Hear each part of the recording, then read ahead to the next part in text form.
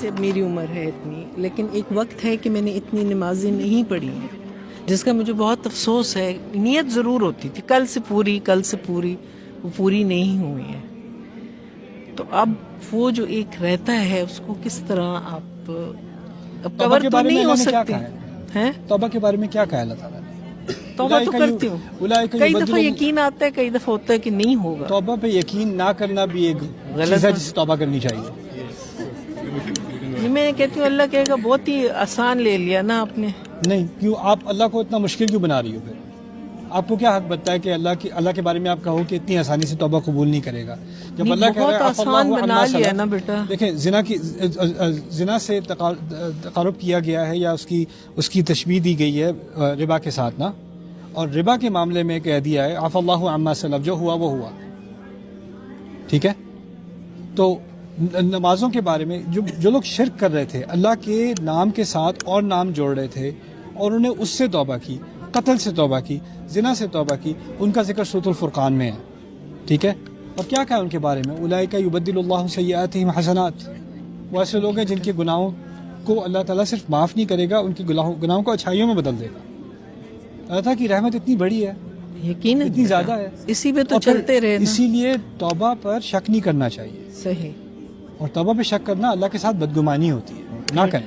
ایک اور چیز، ہدایت زیادہ پانے کے لیے کیا کوشش ہو سکتی ہے؟ زیادہ ہدایت کا کیا مطلب ہے؟ مطلب صحیح ہدایت پانے کے لیے جیسے دل مڑے نا، نماز کے لیے دل کھینچے، اس کے لیے دل کھینچے. اس سوال کے پیچھے نا میرے نزدیک ایک انگزائٹی ہوتی ہے کہ جو میں کر رہا ہوں یا کر رہی ہوں وہ کافی نہیں ہے. جی ایسا. اور میں جو ہوں وہ ہر طریقے سے ناقص ہوں. اپنے اوپر زیادہ ہم زیادتی کرتے ہیں. اللہ تعالیٰ کی فرمانبرداری جو کر رہا ہے نا، اللہ تعالیٰ کے احکام کو مان رہا ہے، تو اللہ تعالیٰ کہہ رہے ہیں لا یلدکم من اعمالکم شیئا، تمہارے اعمال میں سے کچھ بھی نہیں لے گا وہ. کچھ چیزوں میں اللہ تعالیٰ ہمیں تسلی دیتا ہے اور ہم اپنے آپ سے تسلی چھین لیتے ہیں. ہم بے چینی میں رہنا چاہتے ہیں، ہم سمجھتے ہیں بے چینی میں ہی اصل ایمان ہے. لیکن یہ دین جو ہے نا، الا بذکر اللہ تطمئن القلوب، اللہ کے ذکر سے دلوں کو اطمینان آتا ہے. اور میں یہ بھی بات کہتا ہوں کہ اگر آپ کے پاس کوئی آئے اور کہے کہ میں نے بڑے گناہ کیے ہیں، میں توبہ کرنا چاہتی ہوں، رائٹ، آپ کیا کہو گی اس سے؟ آپ کہو گی توبہ کرو، اللہ معاف کرے گا. آپ اس کو تسلی دو گی، یعنی آپ اس کو تسلی دینے میں جلدی کرو گی لیکن اپنے آپ کو نہیں. ٹھیک ہے نا؟ یعنی آپ اپنے آپ کو اس نظر سے نہیں دیکھتی جس نظر سے آپ کسی اور کو دیکھتی ہو. کیونکہ ہماری سوسائٹی میں ایک تو ایک روحانی مسئلہ ہے، ایک نفسیاتی مسئلہ بھی ہے. نفسیاتی مسئلہ یہ ہے کہ بچپن سے نا ہمیں ہر چیز کے بارے میں گلٹ کیا جا رہا ہے. تم نے یہ غلط کیا، یہ غلط کیا، یہ غلط کیا، اللہ تمہیں کبھی معاف نہیں کرے گا، ایسا کرے گا، ایسا ہوگا، ویسا ہوگا. فلانے نے تو اتنی نمازیں پڑھی پھر بھی پتہ نہیں اللہ قبول کرے گا کہ نہیں، اور یہ پھر بھی اللہ قبول کرے گا کہ نہیں، پھر بھی اللہ خوش ہے کہ نہیں. یہ بار بار اللہ کے بارے میں جو بدگمانی ہے نا، یہ ہمارے کلچر کا حصہ بن گئی ہے اور اس وجہ سے ہماری روحانیت پہ بھی اثر پڑا ہے. اللہ تعالیٰ کے بعد انا عند ظن عبدی بھی، جیسا میرا بندہ میرے بارے میں سوچتا ہے میں ویسا ہوں. میرا رب معاف کرنے والا ہے، میرا رب دروازے کھولنے والا ہے. اس کی سب سے بڑی مثال میں بار بار دیتا ہوں، میں دیتے ہوئے تھکتا نہیں ہوں. 1000 بار دینی ہوگی میں 1000 بار دوں گا. یہ موسیٰ علیہ السلام کی مثال ہے.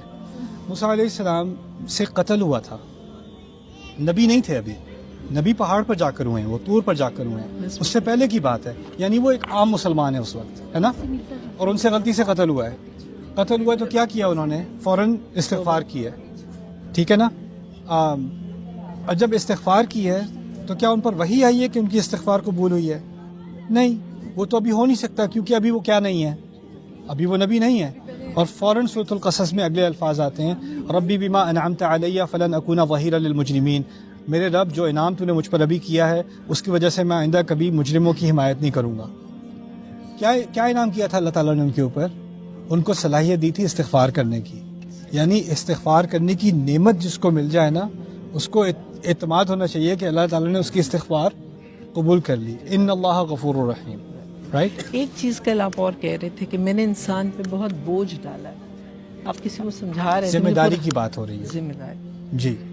اور بوجھ سے مراد یہ ہے کہ انسان کو کبھی بھی ایسا نہیں بیٹھ کے کہہ سکتا اب مجھے کسی چیز کی فکر نہیں ہے. یا بچوں کی فکر ہوگی، یا والدین کی فکر ہوگی، یا اسپاؤس کی فکر ہوگی، یا اپنی فکر ہوگی، یا معاش کی فکر ہوگی، یا اپنی کیا نام ہے سلامتی کی فکر ہوگی. فکر کے بغیر انسان کو نہیں بنایا ہوا. امیر سے امیر انسان فکر میں ہے، غریب سے غریب انسان فکر میں ہے. اور یہ فکر ہمارا امتحان ہے. اس کا مقصد یہ نہیں ہے کہ ہمارے دین میں نقص ہے. جزاک سر ابھی آپ نے